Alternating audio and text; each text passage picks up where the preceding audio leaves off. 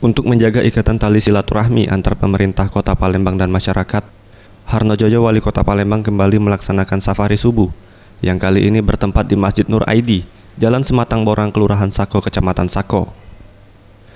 Ditemui usai safari subuh, Harnojoyo mengatakan, sesuai dengan salah satu fungsinya, yakni untuk menyerap aspirasi masyarakat.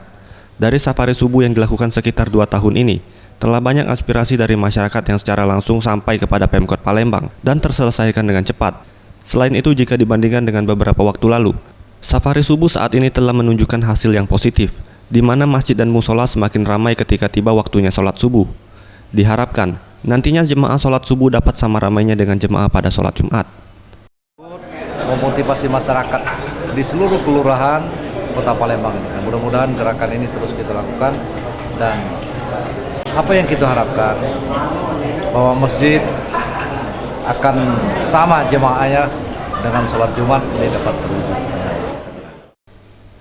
Dalam kegiatan safari subuh ini, Pemkot Palembang juga memberikan bingkisan dan juga sejumlah dana kepada pengurus masjid yang dapat dimanfaatkan untuk pembangunan masjid. Anugerah Sandi Pratama, Sriwijaya TV.